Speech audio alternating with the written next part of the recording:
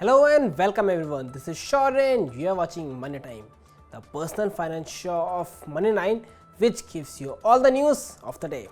So let's begin today's edition with some news on salary hikes. Consultancy firm ECA International has said that the salary employed in India will receive highest pay hikes than any other country in the world. This forecast of salary appraisal is for the next year. ECA had conducted a global survey of CEOs of prominent MNCs. The survey says employees in India will get salary hike in the range of 5 to 12% in 2023. This will be the highest in any country. It says that the salary appraisal rate will be hugely impacted in Europe, while salaried employed in countries like Pakistan, Sri Lanka, Turkey may get huge pay cuts because of economic downturn these countries have faced recently. On to FDs now. ICICI Bank has launched a festive offer on fixed deposits. Bank account holders can get interest of 6.5% on FDs of 1 year to 39 days. But this rate is only for those FDs which will be booked for minimum of 2 crore rupees.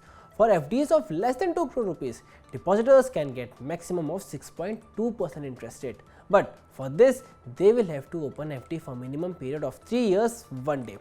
On 1 year FD depositors will get only 5.8%, while senior citizens can get additional rate of 0.65% on all FDs booked for minimum period of more than 5 years. Citizens who were required to submit the form 26Q for the June quarter of FY23 can submit it by November 30, 2022. The Central Board of Direct Taxes has extended the deadline for filing of form 26Q from October 31 earlier to November 30, 2022. The board has extended the deadline because some people face problems in filing up the form. The form of 26Q is used for filing TDS statement on the returns earned from avenues other than the salary in particular quarter.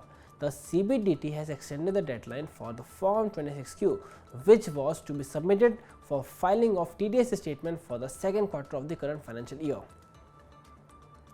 The country's premier stock exchange BSE said that investors can buy digital gold on the exchange. Investors looking to invest in the yellow metal can buy digital gold of 995 and 999 parity on the BSE. For trading of gold, BSE has constituted a new EGR segment.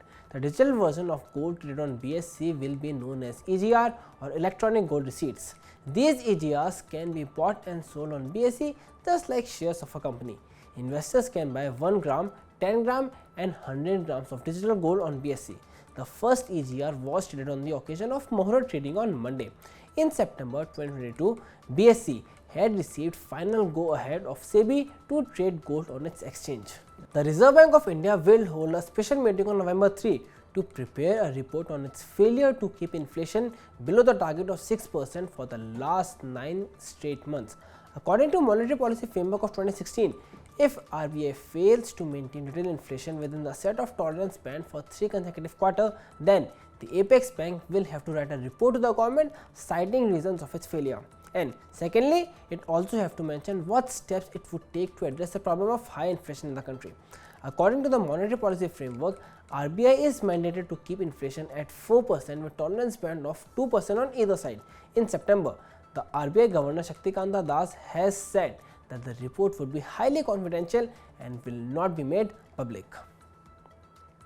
Ahead of RBI's meeting on November 3, a Monetary Policy Committee member, Sashanka Bhide, has said that the government and the RBI needs to jointly work to control high inflation level in the economy. He has said that the government's economic policies are also required to bring down inflation as mere monetary policy measures will not be enough. He said retail inflation has skyrocketed in India because of mainly high food prices and also because of high fuel prices. He also blamed external factors behind high inflation in the country. He also said that falling rupee value will put inflationary pressures on the economy. He admitted that India's trade deficit widened in September, while exports contracted more than 3%. The National Highway Authority of India's trust, which is known as Infrastructure Investment Trust, got listed on BSE on Friday. NHAI's Infrastructure Investment Trusts are investment instruments just like mutual funds. These trusts pools money from investors and invest in assets that provide cash flows over a period of time. Retail investors can also invest in these trusts by buying their non-convertible debentures or NCDs. 25% of the NCDs of NHAI's trust was reserved for retail investors. Investors can get a return of 8.05% on investment in NHAI's trust. Road Transport and Highway Minister Nitin Gadkari has said that the retired citizens, salaried employees, self-employed people can invest in infrastructure investment trust and can play a role to build New India. And for some good news for people of Punjab.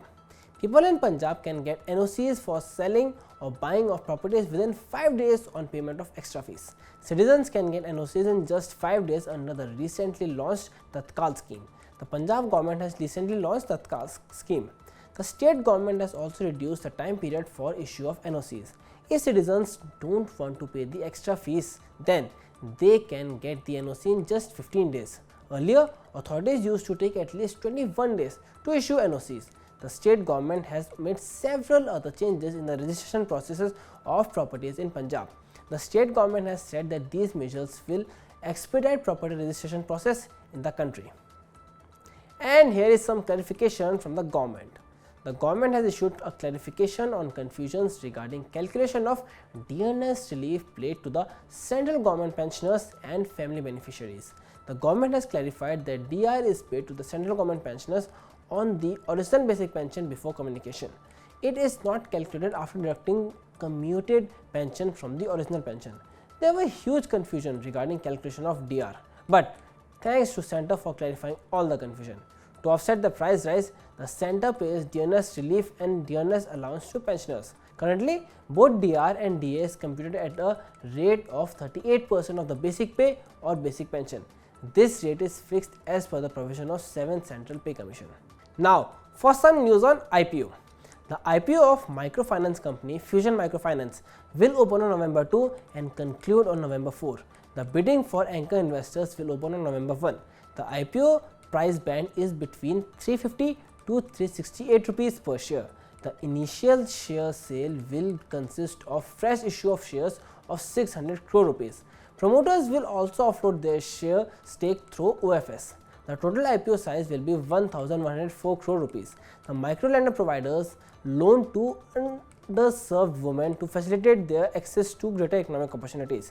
Global private equity major Warburg Pincus has invested 520 crore rupees in the New Delhi headquartered microlender. Talking about IPOs, the initial share sale process of Medanta Group of Hospitals is slated to go on floor on November 3, 2022. Global Health Limited operates and manages the hospitals under the Medanta brand in northern and eastern regions of the country. Global Health Limited on Friday said it has set a price band of 319 to 336 rupees for its 2206 crore rupees IPO. Retail investors will be able to subscribe 35% of IPO size, while half of the issue size has been reserved for qualified institutional investors and the remaining 15% for non-institutional investors. Global Health Limited is backed by private equity investors like Carlyle Group and Temsec. Promoters like Anand Investment and Sunil Sasteva will also offload equity shares through OFS. That's it for today. Hope you like this content, and for more such insightful news, do follow us on Facebook, Twitter, Instagram and YouTube, and you can also download our app from the Play Store.